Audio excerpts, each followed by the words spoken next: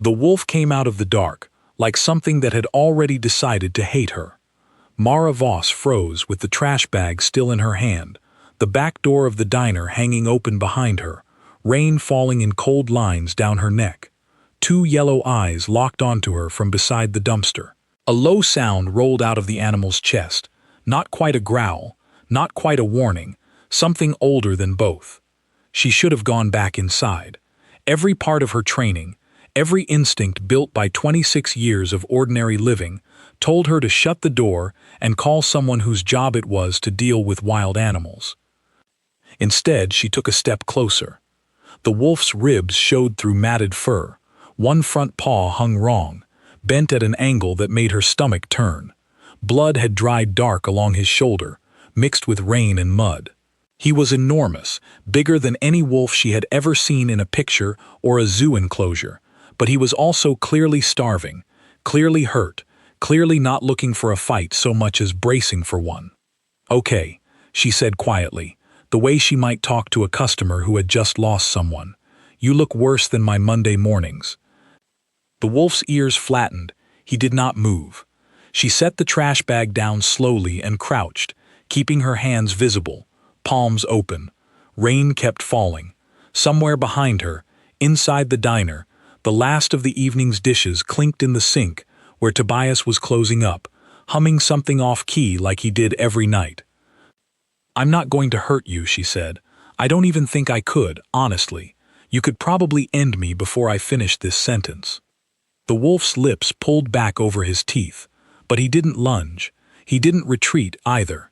He just watched her, and something about the way he watched her felt less like an animal sizing up a threat and more like a person deciding whether to trust a stranger with something important. She had no business doing what she did next. She would tell herself that 100 times over the following days, usually right before doing something equally reckless. But in that moment, soaked to the bone, staring at an animal that could tear her apart in seconds, Mara Voss reached into her jacket pocket, pulled out the last of the leftover chicken she'd wrapped for her own dinner, and set it down on the wet pavement between them. "Truce," she said. "That's the offer. Take it or don't." For a long moment nothing happened. Then the wolf's nose twitched, and hunger did what fear could not. He limped forward, wincing with every step on the ruined paw, and ate like an animal who hadn't eaten in days, which he probably hadn't. Mara didn't move. She barely breathed. When he finished, he looked back up at her, and this time the growl was gone. "Yeah," she whispered, "I don't know what I'm doing either." She got him inside through sheer stubbornness and an empty parking lot, using the last of the chicken as a trail and a folded tablecloth as a leash he clearly resented. Tobias took one look at the animal dripping onto his clean floor and said several things about liability and health codes and whether she had lost her mind. She ignored all of it, the way she ignored most warnings that arrived after she had already made up her mind. The back room of the diner became a den for the night. She wrapped the paw as best she could, murmuring apologies every time he flinched, and he let her, which surprised her more than anything else that evening. Wild animals did not sit still for strangers. But he did, jaw tight, eyes fixed on her hands like he was grading her work, and when she finished, he exhaled long and slow, the way people do when pain finally eases. "You're welcome," she said, and he made a sound that was almost a laugh. She should have called animal control in the morning. She told herself she would. Instead, she brought him leftover eggs and sat on the floor across from him, close enough to touch, far enough to run if she needed to, and talked to him about nothing in particular, the way lonely people talk to anyone who will hold still and listen. He didn't eat the eggs at first. He watched her with those unsettling gold eyes, patient in a way wild things rarely were, and something in his stillness made her feel like she was being studied rather than simply observed. "You're judging my cooking," she said. "That's rude, considering you were eating out of a dumpster 2 days ago." He huffed, unmistakably offended, and ate the eggs. By the second night he had claimed the space just inside her apartment door, a spot he seemed to choose deliberately, positioned so that nothing could get past him without going through him first. She noticed this. She noticed a lot of things about him that didn't quite fit the shape of an ordinary wild animal, though she pushed those thoughts away each time they surfaced, because the alternative explanations were too strange to hold on to in daylight. She called him Grimm on the third morning, half as a joke, mostly because he looked personally insulted by every name she tried before it. "Grimm it is," she said, watching him stand at the window, tall enough that his head nearly reached the sill, staring down at the street like he was waiting for something. "You expecting company?" He didn't answer, obviously, being a wolf, but his ears turned toward the window every time a car passed, and by evening she had started watching the street too, without quite admitting to herself why. That was the night the black car parked across from her building for the first time. She didn't notice it.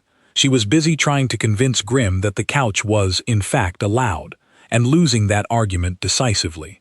But when she glanced toward the window later, just to check the rain hadn't started again, Grimm was standing rigid at the glass, every muscle locked, staring down at a vehicle that had not been there an hour before. "What is it?" she asked. He made a sound low in his throat, something between warning and recognition, and did not look away from the street until the car finally pulled off sometime after midnight.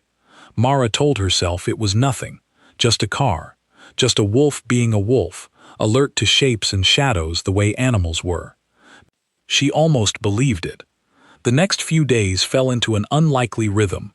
She brought Grimm to the diner in the mornings, tucked into the back room where Tobias grumbled but ultimately caved, softened by the animal's habit of resting his enormous head on his paws and watching the kitchen with something close to gratitude.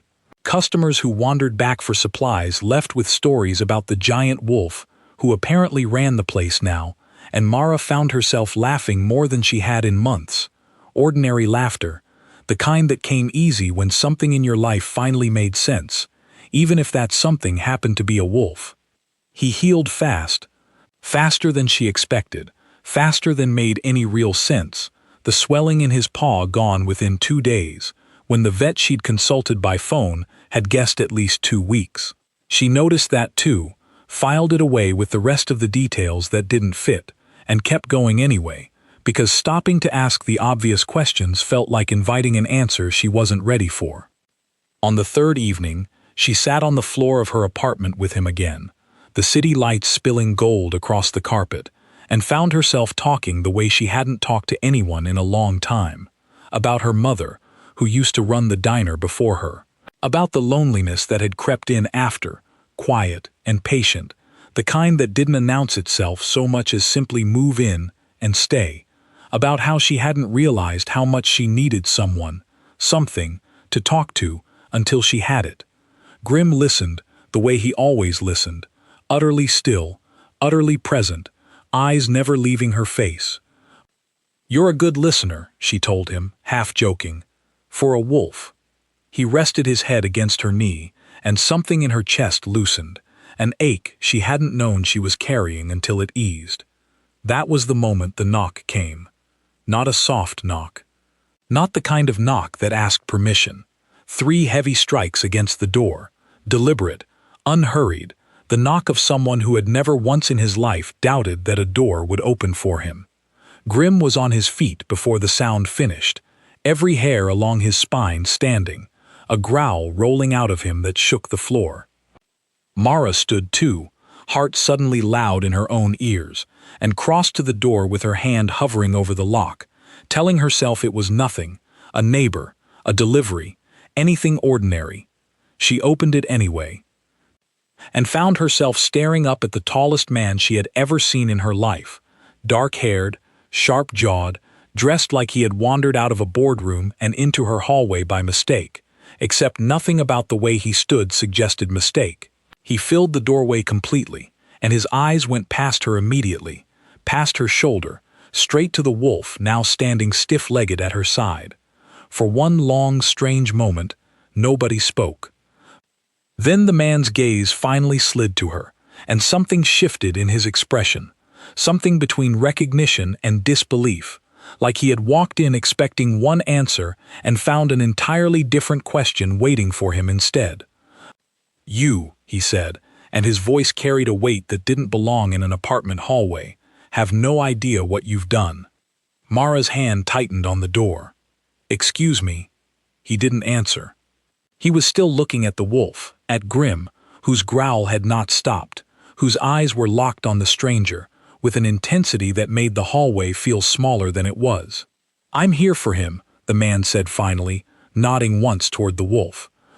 "He's not for taking," Mara said, surprising herself with how steady her voice came out. "He's not a lost package. He's mine."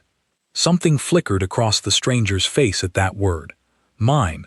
Something almost like pain, though it vanished before she could name it. "That," he said quietly, "is exactly the problem." Behind her, Grimm's growl deepened into something closer to a sound she had never heard him make before, low and rolling and strange, almost like words trying to force their way out of a throat never built to shape them. The stranger's jaw tightened. He looked at the wolf like a man looking at his own reflection in a mirror he hadn't expected to find. 3 days, he murmured, more to himself than to her. "It's already been 3 days. 3 days since what?" Mara demanded. He met her eyes then, fully, and whatever calm authority had carried him this far seemed to crack for just a moment, revealing something underneath that looked almost like disbelief at his own circumstances. "Since I lost him," the man said. "And since, apparently, I found something I never expected to find instead." Mara's grip on the door went white-knuckled. "I don't know what you're talking about." "You will," he said, "soon." He didn't push past her. He didn't try to force his way in, though something told her he easily could have. Instead, he simply stood there, studying her with an intensity that made her skin prickle, and behind her, Grimm had gone utterly silent, watching the stranger with an expression far too knowing for an animal. "My name is Kade," the man said finally, "and that wolf beside you is not what you think he is." The words landed in the small space of the hallway like something breaking open. "Then what is he?" Mara asked, though some small, terrified part of her already suspected she did not want the answer. Kade's eyes moved once more to the wolf, and when he spoke again, his voice had dropped low, almost gentle, almost reverent. "He's me." For a moment the hallway held nothing but silence, the hum of the building's old lights, the distant sound of rain starting again outside. Mara looked from the stranger in her doorway to the wolf beside her, waiting for either of them to laugh, to explain, to do anything that made the sentence make sense. Neither of them did. Grimm's growl had faded into something else entirely, something that looked, impossibly, like recognition, like shame, like a confession he had not been ready to make. And Mara Voss, standing barefoot in her hallway, with rain sliding down the stairwell window behind her, understood with sudden and terrible clarity that whatever quiet, ordinary life she had built for herself over the last 3 days was about to end. "You should sit down," Kade said quietly. "This is going to take a while to explain." She didn't sit down. She didn't invite him in either. She simply stood there, one hand still on the door, the other resting without thinking on the head of the wolf beside her, the wolf who had eaten from her hand, slept across her doorway, listened to every secret she hadn't meant to tell anyone. "Start talking," she said, "now." And outside, the rain kept falling, the same rain that had brought a wounded wolf to her back door 3 nights before, the same rain that had, without her knowing it, brought a king to her doorstep as well. Kade did not sit so much as fill the chair, the way he had filled the doorway, like every space he entered rearranged itself around him without asking permission. Mara stood across the small kitchen table with her arms crossed, keeping distance between herself and the stranger who claimed to be the wolf, now lying pressed against her leg, refusing to move, refusing to let the man out of his sight for even a second. "Start from the beginning," she said, "and skip the part where you expect me to just believe you." "I don't expect belief," Kade said. "I expect you to watch." He closed his eyes. For a moment nothing happened, and Mara almost laughed at the absurdity of standing in her kitchen at midnight waiting for a man to turn into an animal, like it was a card trick. Then the air around him seemed to bend, light folding strangely across his shoulders, and where a man had been sitting a heartbeat before, the wolf now stood on the chair instead, gold eyes fixed on her with an expression that was unmistakably, impossibly, the same expression Grimm wore every morning when she brought him breakfast. Mara's legs gave out. She caught herself on the counter, breath gone entirely, staring at the animal on her kitchen chair, until the light bent again and Kade sat there once more, dressed exactly as before, watching her with something like patience and something like guilt. "That's not possible," she whispered. "It is where I come from," Kade said, "which is not far from here, as it happens, closer than you'd like." Grimm, beside her, had gone very still, and when she looked down at him, she saw, for the first time, something she had been refusing to notice for 3 days. The way his eyes tracked conversation like he understood every word. The way he had never once behaved like an animal, driven purely by instinct. The way he had looked at her, that first rainy night, less like prey looking at a predator, and more like someone deciding whether a stranger could be trusted. "He's not a stray," she said slowly. "No," Kade agreed. "He never was." "Then who is he?" Kade's jaw tightened, and for the first time since he had appeared in her doorway, something like reluctance crossed his face, the look of a man about to say a thing he had hoped never to say out loud. "He's also me," Kade said, "the same way that wolf on the chair a moment ago was also me. We are not two separate beings, Mara. We're one. A man, and the wolf inside him, sharing a single soul split across 2 shapes. Most of my kind can move between the shapes as easily as breathing. I have done it since I was young enough to walk." "But," Mara said, because there was clearly a but coming, because nothing about this conversation made sense without one. "But, 3 nights ago," Kade continued, "something happened that has never happened to me before. My wolf half separated, not shifted, separated, as though something reached into me and pulled the 2 halves apart, leaving the wolf to wander on his own, wounded, starving, lost, while I remained myself, whole in body but missing something no one in my life has ever known how to name." Mara looked down at Grimm again, at the animal who had eaten from her hand, slept across her threshold, listened to secrets she had never told another living soul. "You're saying he's been walking around as an actual separate wolf? For 3 days? While you were somewhere else?" "Yes. That's not how any of this should work, is it?" she said. "Even by your own rules." "No," Kade admitted. "It has never happened before. Not to me. Not to anyone I have heard of in generations." "Then why now?" Kade's eyes moved to her, steady, unreadable, and something in his expression made the question feel far more dangerous than she had intended it. "Because of you," he said. The words settled into the kitchen like something heavy dropped from a height. Mara felt her pulse pick up, some instinct warning her that whatever came next would not be small, would not be easy to walk back once it was said. "I don't understand." "My kind bond," Kade said, "deeply, permanently, to one person in a lifetime, if we are fortunate enough to find them at all. It is not something chosen, it is something that happens, the way weather happens, the way seasons turn, and when it happens, it does not ask permission from either party involved." "Are you telling me," Mara said carefully, "that your wolf came to my diner 3 nights ago because of some kind of fate?" "I am telling you," Kade said, "that my wolf came to your diner 3 nights ago because something in him recognized something in you before either of us understood what that meant. The separation was not random.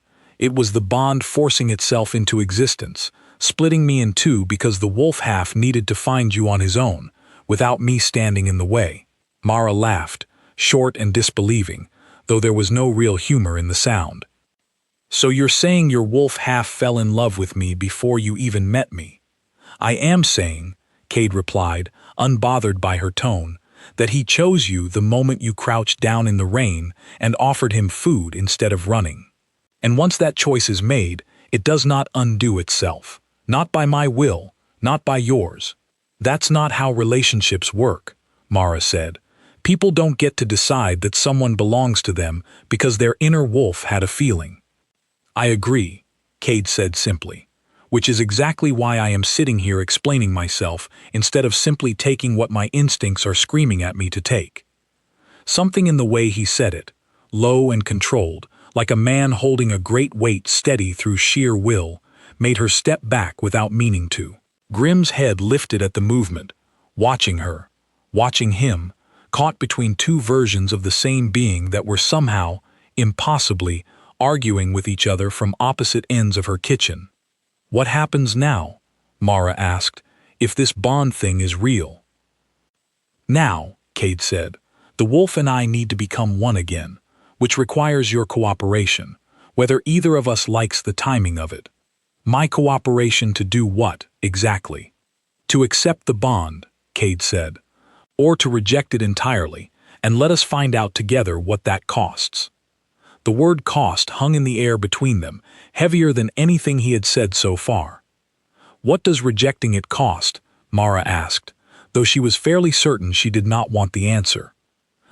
Kade's gaze flicked briefly to Grimm, to the wolf still leaning his weight against her leg like an anchor holding steady in rough water. For him, Kade said quietly, it could mean staying separated permanently. A wolf without a man to return to, wandering somewhere between forms for the rest of his life, unable to fully become himself again. And for you? For me, Kade said, it means living the rest of my life incomplete.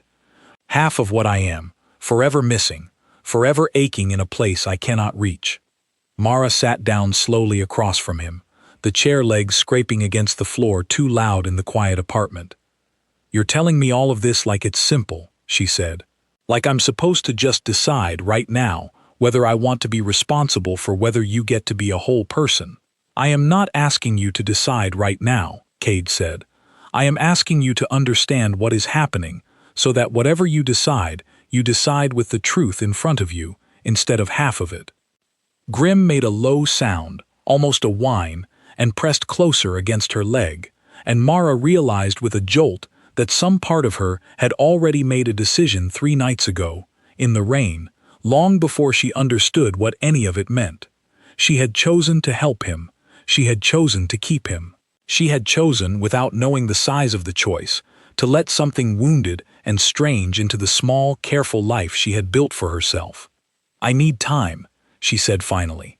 You can have tonight, Kade said. Tomorrow, other people will want answers as well. People who will not be as patient as I am being right now. What other people? Something shifted behind his eyes, careful, guarded, a door closing before she could see what was behind it. My court, he said simply. And they will not all agree that a woman who runs a diner is an acceptable answer to a king's bond. A king's bond, Mara repeated slowly. You're a king. I am, Kade said, without any apparent pride in the fact, only weariness, the tone of a man who had long ago stopped finding the title interesting and started finding it exhausting.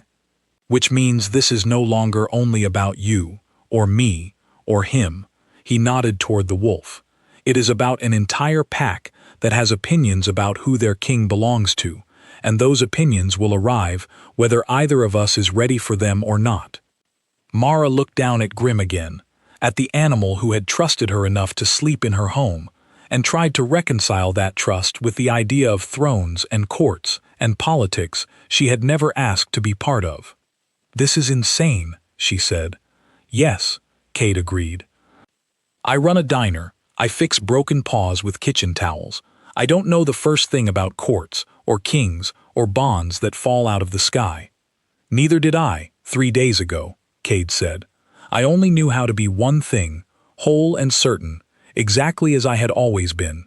Now I know what it feels like to be missing a piece of myself, and I know that the piece I am missing chose to find its way to you specifically, out of every person in this city, out of every door it could have scratched at that night. Something about the way he said it, quiet, almost helpless, made Mara's chest tighten in a way she did not have words for yet. I still need time, she said again, softer this time. Then take it, Kade said, rising from the chair, tall enough that the small kitchen seemed to shrink around him. But do not take too long. Whatever is coming for us, Mara Voss, it will not wait for either of us to be ready. He moved toward the door, and Grimm rose with him, torn visibly between the two halves of himself, unwilling to leave her side and unable to remain apart from the other half of his own soul for much longer. "Wait," Mara said, surprising herself. Kade paused, hand on the doorframe. "Can he stay?" she asked. "Tonight. Just him. I need to think, and I can't think with you standing in my kitchen, looking like you already know how this ends."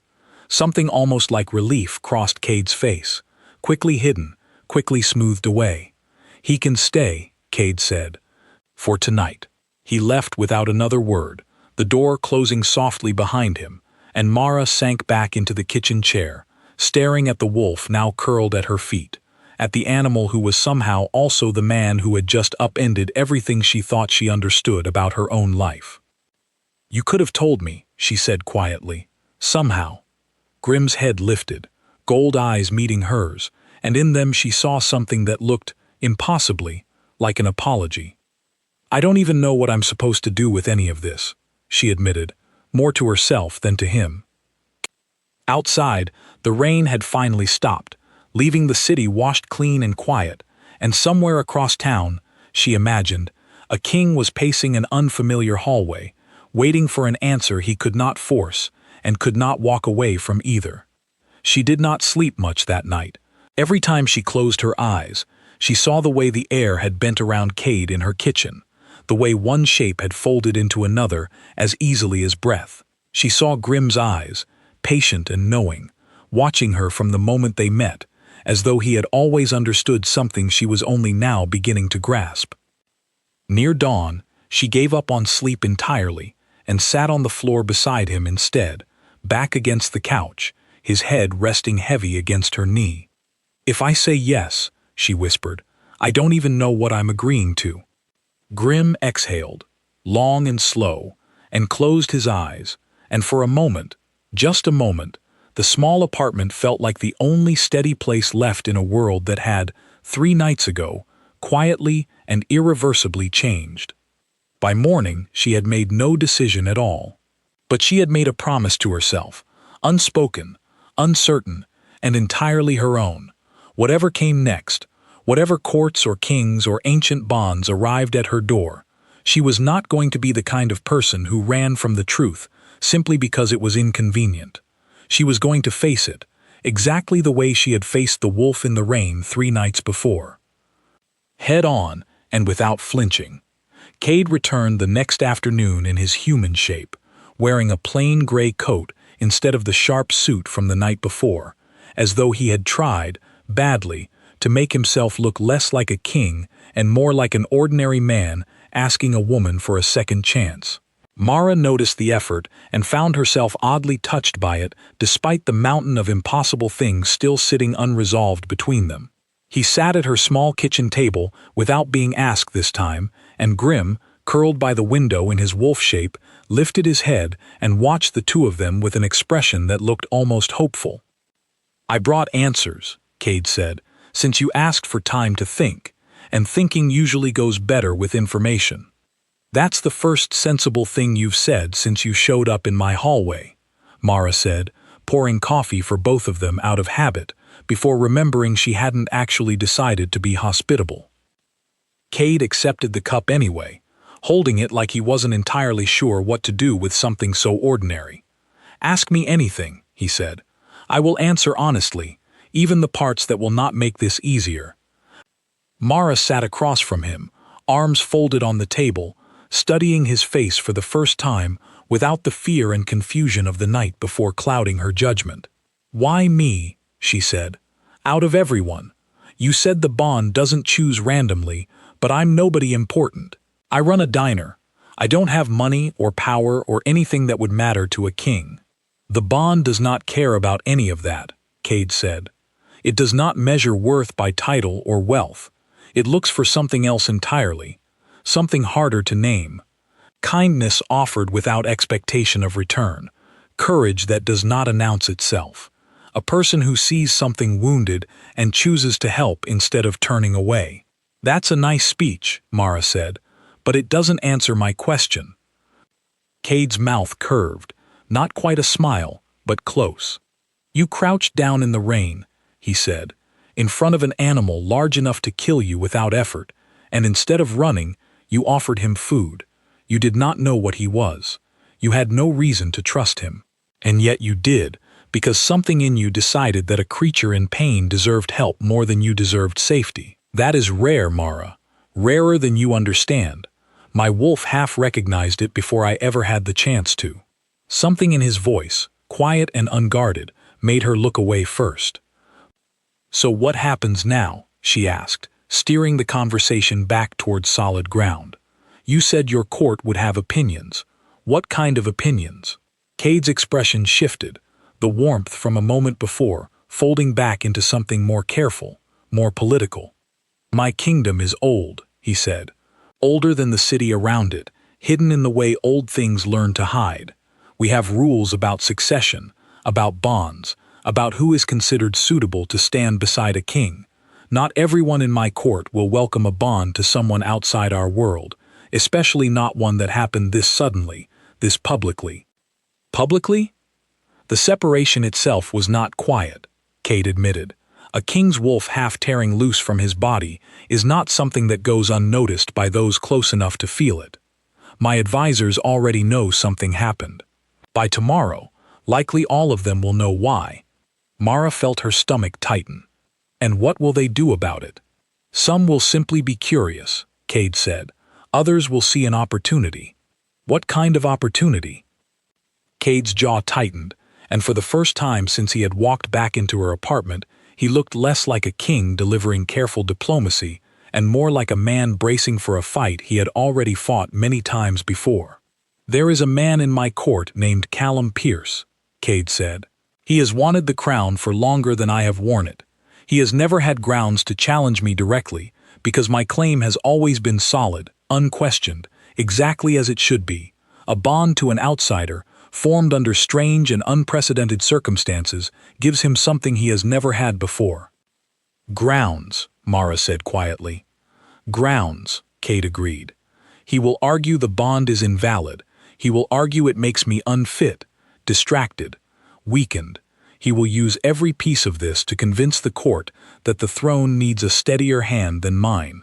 And if he succeeds in sowing enough doubt, the challenge could become formal, which means combat, which means danger neither of us can afford to underestimate.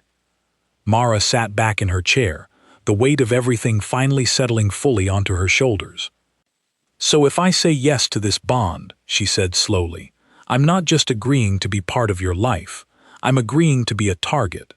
Yes, Kade said, without softening it, without trying to make the truth smaller than it was. I will not lie to you about that. I respect you too much to make this sound easier than it is. Something about his honesty, blunt and unflinching, made her trust him a little more than she wanted to. And if I say no, she said, what happens to him? She nodded toward Grimm, still watching them from the window, ears turned toward every word. If you refuse the bond, Kade said, he remains separated, possibly forever. I have already told you what that costs me. It would cost him the same, an existence split in half, neither fully wolf nor fully man, wandering somewhere in between for the rest of his days. Grimm made a low sound at that, almost pained, and pressed his head against the window glass like he wanted to disappear into it rather than hear his own fate discussed aloud. Mara felt something in her chest twist at the sound, sharp and unexpected, a protectiveness she hadn't given herself permission to feel yet. That's not fair, she said, putting that on me. I know, Kade said quietly. I wish I could tell you it was simpler. I wish I could tell you that you had time to decide slowly, the way most people get to decide things that matter. But the bond does not wait for convenience, and neither, unfortunately, does my court. They sat in silence for a while after that, the coffee going cold between them, Grimm's steady presence by the window, the only sound in the apartment besides the distant hum of traffic outside. Tell me about the bond itself, Mara said finally. Not the politics, not the danger, what it actually is, if I agree to it. Kade's expression eased slightly, grateful, she thought, for a question that didn't require him to deliver more bad news. "It is a joining," he said, "not of bodies alone, though that is part of it eventually, but of something deeper. Once formed fully, we would sense each other across distance, feel echoes of strong emotion, even apart. My wolf half would return to me, whole again, and you would become something my kind calls an anchor, a person capable of steadying both halves of what I am, in a way no one else ever could." "That sounds like a lot of responsibility for someone who 3 days ago was worried about running out of pancake mix," Mara said. Kade actually laughed at that, low and surprised, like the sound had escaped before he could stop it. "You have handled far larger surprises this week, with considerably more grace than most people manage with far smaller ones," he said. "I would not worry about the pancake mix." Mara found herself almost smiling despite everything, and Grimm, watching from the window, made a small huffing sound that might have been amusement in whatever language wolves used for it. "I need to see this court of yours," Mara said suddenly, surprising herself with the words even as she said them. Kade's eyebrows rose. "That is not necessary." "I think it is," Mara said. "If I'm supposed to decide whether I want to be part of your world, I want to actually see it first, not just hear about it secondhand from a man who clearly wants me to say yes." "It is dangerous," Kade said carefully, "especially now, especially with Callum already circling." "Everything about this week has been dangerous," Mara pointed out. "I fed a wolf out of a dumpster. I let a stranger tell me he's secretly a king. I think I've earned the right to walk into a room full of people who might not like me and find out for myself whether that's true." Something in Kade's expression shifted, respect settling over the worry, and after a long moment he nodded. "Tomorrow evening," he said, "I will bring you myself. And Mara," he added, voice lower, more serious than anything he had said all afternoon, "whatever happens in that room, do not let them see you afraid. My court respects strength above almost everything else. Fear, to them, looks like weakness, and weakness invites exactly the kind of challenge Callum is already looking for." "I don't scare easily," Mara said. "You met me covered in wolf blood and rainwater, remember? I've had worse nights." Kade's mouth curved again, something warmer this time, something that looked almost like admiration. "I am beginning to understand exactly why he chose you," he said quietly, glancing toward the wolf at the window. Grimm, for his part, simply watched them both, gold eyes steady, patient, waiting the way he had waited 3 nights before in the rain, for a decision that would determine the rest of his existence. The following evening, Mara stood in front of her closet longer than she cared to admit, trying to decide what a person was supposed to wear to meet a court of secretive, powerful beings who might decide she was a threat to their kingdom simply by existing. She settled eventually on the plainest, sturdiest clothes she owned, deciding that if she was going to walk into danger, she would at least walk in as herself, rather than pretending to be something she wasn't. Kade arrived at dusk, this time without knocking, simply appearing at her door the moment she opened it, as though some part of him had already known she would be ready. "You look terrified," he observed, though not unkindly. "I look determined," Mara corrected. "Terrified is what's happening on the inside, and you don't get to see that part." Something like genuine warmth crossed his face at that, and for the briefest moment, before the weight of the evening ahead settled back over both of them, it almost felt like the beginning of something ordinary, something two people building trust between them might feel, rather than a king and the woman his fractured soul had chosen out of an entire city. "Stay close to me," Kade said as they left the apartment, Grimm padding silently between them, tension coiled tight in every line of his body. "Whatever you see tonight, whatever is said, trust that I will not let anything happen to you." "I trust the wolf," Mara said, "the king I'm still working on." Kade laughed again, short and surprised, and the sound followed them out into the evening air, carrying them toward a world Mara had never imagined existed, hidden just beneath the surface of the one she had always known. The entrance to Kade's court was nothing like she expected. No grand castle, no gleaming towers rising from hidden forests. Instead, an old stone building sat tucked behind an unremarkable street, doors carved with symbols too worn to easily read, guarded by two men who straightened instantly at Kade's approach and said nothing at all about the woman walking beside him, though their eyes lingered a moment too long. Inside, the air changed, heavier somehow, charged with something Mara couldn't name but felt pressing against her skin the moment she crossed the threshold. Voices echoed from somewhere deeper within, low and overlapping, the sound of people gathered and waiting. "They already know I'm bringing you," Kade said quietly. "Word travels fast in a place this small." "Wonderful," Mara muttered. "No pressure then." They walked deeper into the building, past rooms she didn't have time to examine, until they reached a wide chamber lit by warm, flickering light, where perhaps 30 people stood or sat in loose clusters, conversation dying the moment Kade stepped through the doorway, with Mara at his side and Grimm pressed close against her leg. Every eye in the room turned toward her at once. Mara kept her chin up, refusing to let the sudden silence shrink her, though her heart hammered hard enough that she was certain everyone in the room could hear it. A man stepped forward from the far side of the chamber, tall, sharp-featured, dressed in dark clothing that somehow managed to look both elegant and threatening at once. His eyes moved over Mara slowly, assessing, dismissive, before settling on Kade with an expression that made the temperature in the room seem to drop several degrees. "So," the man said, voice smooth and carrying easily across the silent chamber, "this is the human responsible for splitting our king in two." Mara recognized the voice before Kade even said the name aloud, some instinct warning her that this was the danger Kade had spoken of the night before, standing directly in front of her now, smiling in a way that did not reach his eyes at all. "Callum," Kade said evenly, "this is not the introduction I had planned." "No," Callum agreed, his gaze sliding back to Mara with open, unhidden calculation. "I imagine it isn't."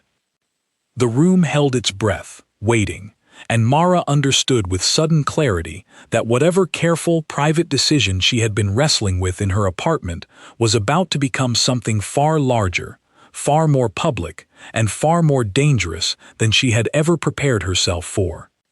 Callum circled them slowly, the way a man circles something he intends to purchase rather than something he intends to respect, and Mara forced herself to stand still under the scrutiny, chin level, hands steady at her sides. "Tell me," Callum said, addressing the room as much as Kade, "does anyone else find it strange that our king's wolf half tore itself loose from his body only after wandering into the arms of a stranger who runs a diner 3 streets from the harbor? Strange timing, wouldn't you say? Convenient, even." "Careful," Kade said, voice low but carrying an edge that made several people in the crowd shift uneasily.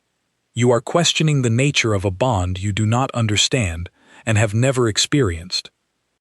"I am questioning whether this entire event was engineered," Callum said smoothly, "by someone hoping to weaken you at exactly the moment it would matter most."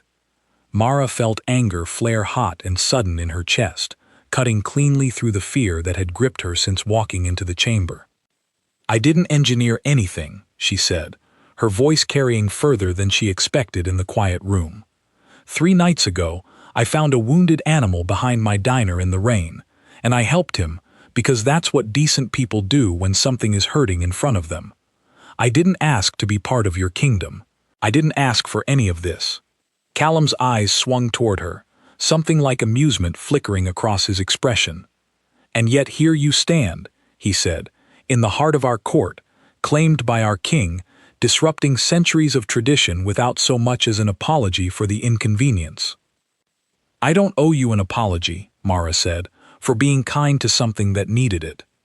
A murmur rippled through the gathered crowd, and Mara couldn't tell if it was disapproval or something closer to surprise, the sound of people unused to hearing a human speak to Callum with anything other than deference. Callum's smile thinned, the amusement in his expression cooling into something sharper. "Confidence," he said, "is admirable in small doses, but confidence does not make you fit to stand beside a king human. It does not make you capable of understanding the weight of what you have stumbled into. Then explain it to me, Mara shot back, surprising even herself with the steadiness of her own voice. Instead of talking around me like I'm not standing here, tell me exactly what I've supposedly ruined, so I can decide for myself whether your version of events holds up. Something flickered across Callum's face, brief and unguarded, the look of a man who had expected an easy target and found instead something considerably harder to move. Kade stepped slightly forward, positioning himself beside her rather than in front of her, a deliberate choice she noticed and appreciated more than she had words for in the moment. The bond formed because it recognized something worth recognizing, Kade said, addressing the room now, his voice carrying the weight of someone accustomed to being heard. Not weakness, not manipulation. My wolf half separated because it found, in this woman, the qualities our bonds have always sought and rarely found.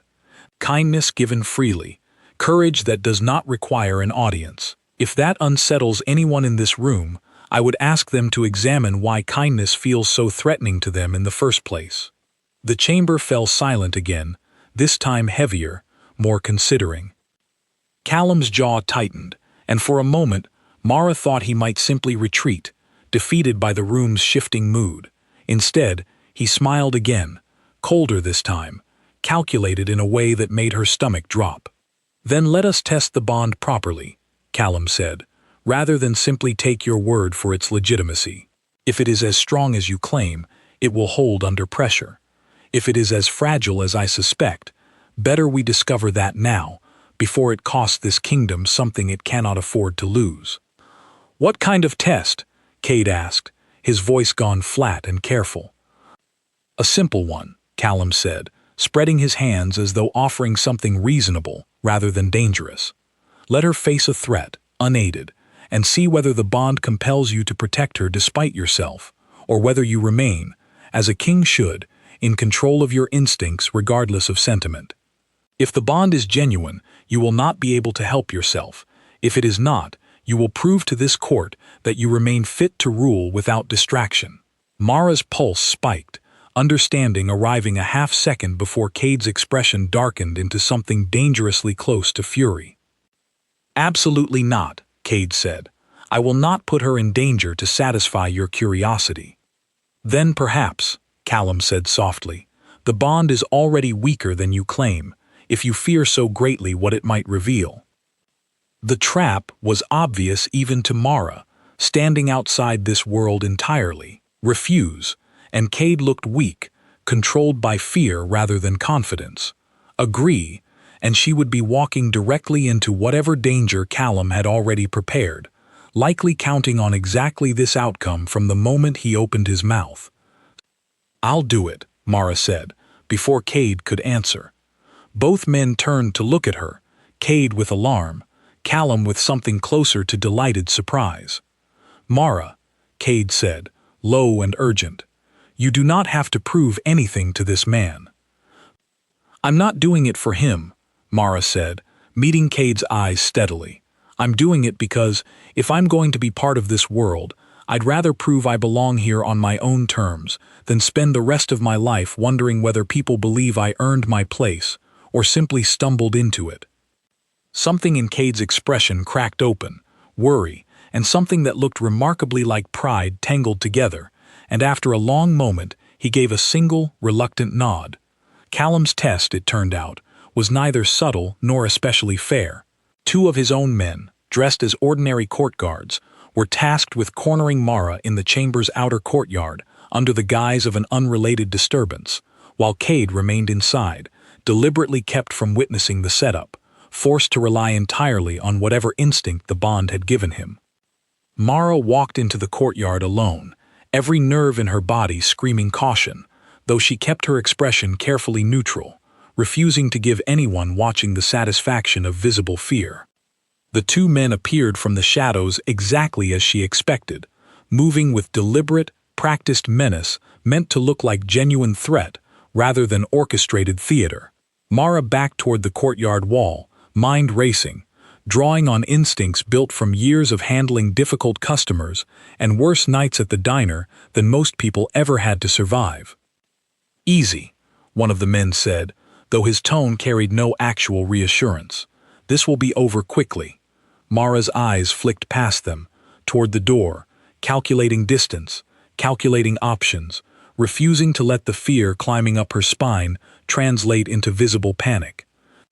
Inside the chamber, Kade went rigid without warning, breath catching hard in his throat as something sharp and unmistakable surged through him, an alarm ringing not in his ears but somewhere deeper, somewhere he had never before had cause to notice.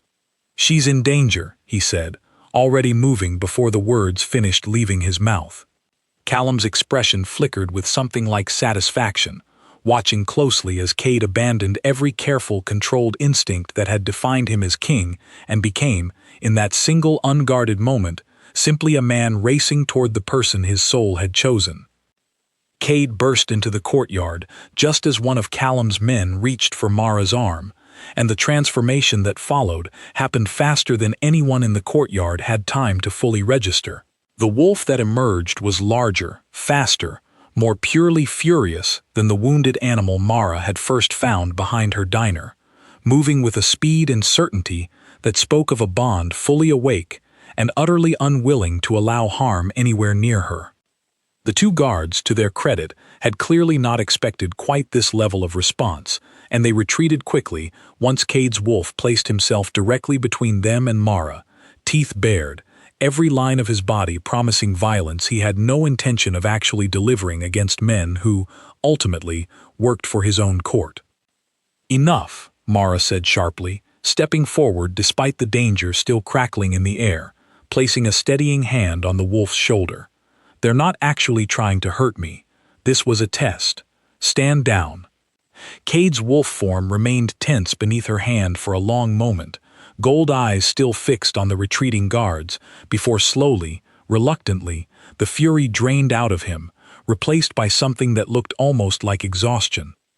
The transformation back to his human shape happened right there in the courtyard, in front of the guards, in front of whoever had gathered at the doorway to watch, and Kade rose to his feet, breathing hard, his eyes immediately finding Mara's, checking, reassuring himself she was unharmed before anything else registered. "I told you not to worry," Mara said quietly, though her voice shook slightly with the aftermath of adrenaline. "I had it handled." "You should not have had to handle anything," Kade said, voice rough. "This was never about testing you. It was about proving something to people who should already know better." They turned together to find Callum standing in the doorway, along with a considerable portion of the court, all of whom had clearly witnessed exactly what Callum had hoped to prove impossible. A king so bonded to a woman he had known only days that he abandoned every careful instinct the moment she stood in danger. "Well," Callum said, though his voice had lost some of its earlier confidence, "I believe that settles the question of the bond's legitimacy." "It does," Kade said, stepping forward, something cold and final entering his tone. "And it settles something else as well. You endangered a member of this court, under false pretenses, to further your own ambitions. That is not a small matter, Callum, and I will not treat it as one." Murmurs rippled through the gathered crowd, no longer neutral, no longer curious, shifting visibly toward disapproval as the reality of what Callum had orchestrated settled over the room. Callum's composure cracked slightly, calculation flickering behind his eyes as he recognized, perhaps for the first time, that his plan had backfired more completely than he anticipated. "I only sought clarity," he said, though his voice had lost its earlier smoothness. "You sought an excuse," Kade said, "and instead you handed this court proof of exactly what you hoped to disprove. I would advise you to consider carefully what you do next, because I no longer have patience for schemes dressed up as concern for the kingdom's welfare." Callum said nothing further, retreating into the crowd with the stiff, controlled posture of a man regrouping rather than surrendering, and Mara understood, watching him go, that this confrontation had ended one battle without ending the war entirely.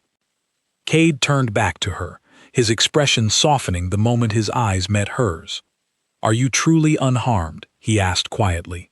"Truly," Mara said, "though I could use a very long, very ordinary evening after all that."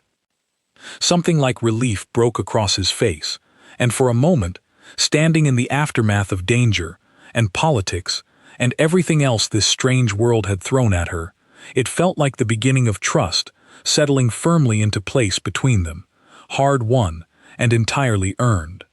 "Come," Kade said gently, offering his hand. "Let me take you somewhere quiet. You have more than earned it." Mara took his hand, and behind them, Grimm padded close, tail low but steady, the three parts of this strange new bond finally beginning to feel, for the first time, like something whole rather than something still being fought for.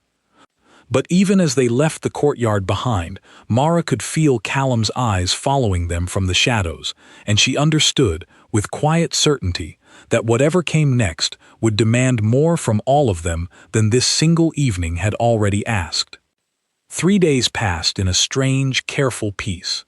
Mara returned to the diner each morning, Grimm curled in his usual corner, though now she understood exactly what she was looking at when she watched him watch the door, alert for a threat the rest of the world couldn't see. Kade visited when he could, always in his human shape during daylight, always careful not to draw attention to a life that existed in two worlds at once. She had not yet said yes to the bond, not formally, not in whatever ceremony or ritual Kade's world required to make such things permanent. But something had shifted after the courtyard, some quiet certainty settling into her chest that she recognized, uncomfortably, as the shape of a decision already made, waiting only for the right moment to be spoken aloud. That moment did not arrive gently. It was Tobias who noticed first, on the 4th morning, glancing out the diner's front window and going very still. "Mara," he said, voice tight, "you should look at this." She came around the counter and followed his gaze to the street outside, where a dark car had pulled up directly in front of the diner, doors opening before it had fully stopped. 3 men stepped out, moving with the same practiced, deliberate menace she remembered from the courtyard, and her stomach dropped as she recognized one of them as a face from Callum's crowd. Grimm was on his feet instantly, a low growl building in his chest, positioning himself between Mara and the door before she had even finished processing what she was seeing. "Get everyone in the back," she told Tobias quietly, forcing her voice to stay level despite the fear spiking through her. "Now." The bell above the door rang, and the men stepped inside, and Mara understood immediately that whatever careful peace had settled over the last 3 days had just come to an abrupt and dangerous end. "Miss Voss," the lead man said, his tone polite in a way that made the politeness itself feel like a threat. "Lord Callum would like a word, somewhere more private than a public diner." "I have nothing to say to Callum," Mara said, keeping the counter between herself and the men, one hand resting on Grimm's back, feeling the tension coiled tight beneath his fur. "That is unfortunate," the man said, "because Lord Callum has quite a lot to say to you, about your future, about whether it would be wiser to end this arrangement with our king voluntarily, before matters escalate further." "Is that a threat?" Mara asked. "It is an invitation," the man said smoothly, extended out of courtesy, because Lord Callum would prefer this resolved without unpleasantness.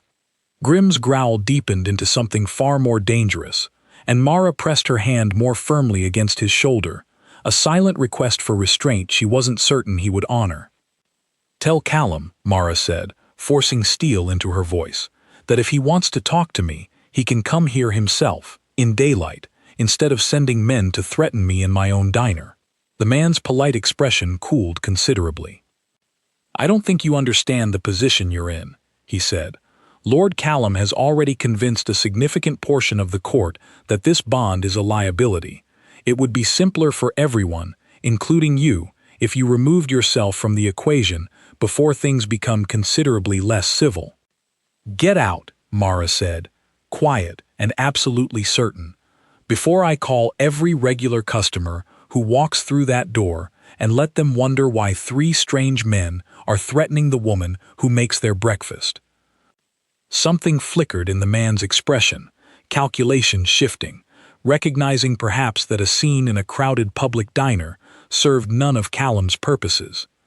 "This is not finished," he said, retreating toward the door with his companions. "Consider our offer carefully, Miss Voss. Lord Callum is not known for his patience." The moment the door closed behind them, Mara's legs nearly gave out, adrenaline draining away and leaving her shaking against the counter, Grimm pressing close against her side, whining low in his throat. "I'm okay," she told him, though her voice trembled. "I'm okay." She called Kade the moment she trusted her hands to hold a phone steady, and he arrived within 20 minutes, moving through the diner door with an urgency that scattered every careful, controlled composure she had seen from him before.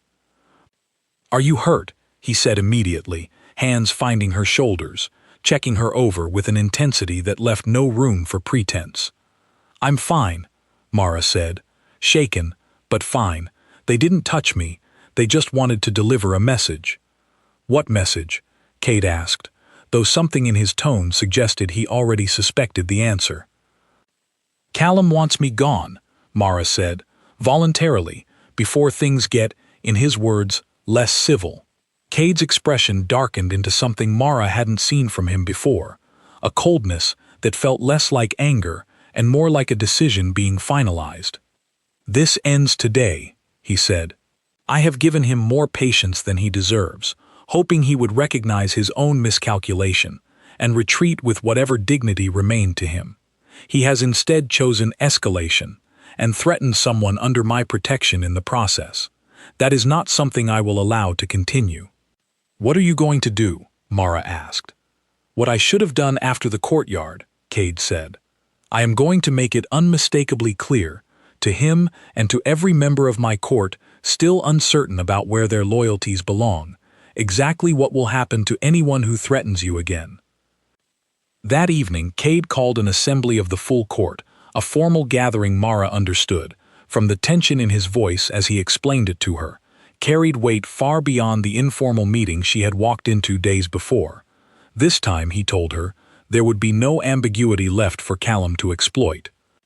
She stood beside him in the same chamber as before, though this time the room felt different, charged with an anticipation that had nothing to do with curiosity and everything to do with consequence. Callum stood across the chamber, flanked by a handful of supporters whose numbers, Mara noticed immediately, seemed considerably thinner than they had days before. "3 days ago," Kade began, his voice carrying easily through the silent chamber, "this court witnessed proof of a bond few among us have ever seen form so completely, so quickly, or so undeniably. Today, I address a matter that should require no debate at all, and yet apparently does." His eyes settled on Callum, cold and unwavering. "You sent men to threaten someone under my protection," Kade said, "in her own place of work, in the middle of the day, using intimidation dressed up as diplomatic courtesy. That is not politics, Callum. That is cowardice." Callum's jaw tightened, but he said nothing, apparently recognizing that the room's mood had already turned firmly against him. "I have been patient," Kade continued, "because I understand that change, even necessary change, unsettles people who have grown comfortable with tradition exactly as it stands. But patience has limits, and you have found mine. Threaten her again, in any form, through any intermediary, and I will treat it as a direct challenge to my throne, with all the consequences that carries." A ripple of murmurs swept the chamber, and this time Mara could read the mood clearly, not neutral curiosity, but something closer to relief, as though a significant portion of the court had been waiting for exactly this kind of clarity from their king. Callum's composure finally cracked fully, something desperate entering his expression as he realized how thoroughly his position had eroded. "You would risk everything," he said, "the stability of this entire kingdom. For a human woman, you have known less than a week." "I would risk considerably more than that," Kade said, "for someone who ran toward danger instead of away from it, who stood in this very chamber and refused to be intimidated by you or anyone else." who has shown more courage in a handful of days than you have shown in years of scheming for a throne you were never meant to hold. If that troubles you, Callum, the problem has never been her unsuitability. It has always been your own." The silence that followed felt final in a way the earlier confrontation never had, and Mara watched, standing beside Kade, as the last of Callum's support visibly crumbled among the gathered crowd, faces turning away from him, expressions shifting toward something between disappointment and quiet resolve. Callum said nothing further. He simply turned and walked from the chamber, alone, without the entourage that had surrounded him days before, and Mara understood, watching him go, that whatever threat he represented had, for now at least, been thoroughly and publicly dismantled. The chamber exhaled as one, tension bleeding out of the room, and Kade turned to Mara, something raw and unguarded finally settling into his expression now that the immediate danger had passed. "I am sorry," he said quietly, for her ears alone, "that you were pulled into all of this. That threats and politics became part of something that should have simply been about two people finding each other." "I chose this," Mara said, surprising herself with how certain the words felt leaving her mouth. "Every step of it, starting with a rainy night behind a diner, and I'm not sorry about a single part of it, even the parts that scared me." Something in Kade's face broke open at that, hope and relief tangled together, and Grimm, who had remained close throughout the entire confrontation, pressed his head gently against her leg, a silent echo of everything his other half couldn't yet find words for. "Does this mean," Kade said carefully, "that you have made your decision?" Mara looked between the man and the wolf, two halves of the same soul that had found her in the rain and refused to let her go since, and felt the last of her hesitation finally settle into certainty.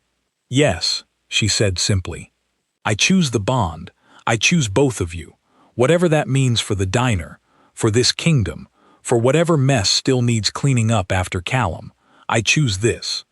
The bond, when it finally settled fully into place that evening, felt nothing like the dramatic transformation Mara had half expected.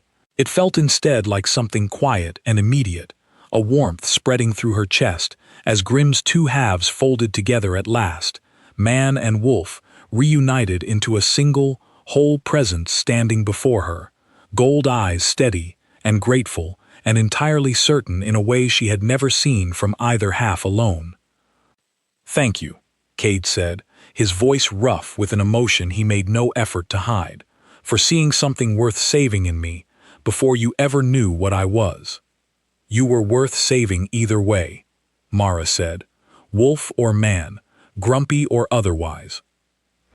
Kade laughed, the sound easy and unguarded, and for the first time since the rain had brought a wounded stranger to her back door, Mara felt something settle fully into place inside her own chest as well, a rightness she hadn't known she was missing until it arrived. In the weeks that followed, life did not become simple, exactly. Kade's court still required careful navigation, old traditions bending slowly to accommodate a bond none of them had fully expected. Callum retreated from court politics entirely, his ambitions quietly dismantled by his own miscalculation, though Kade kept careful watch regardless, unwilling to underestimate a man who had already proven willing to escalate.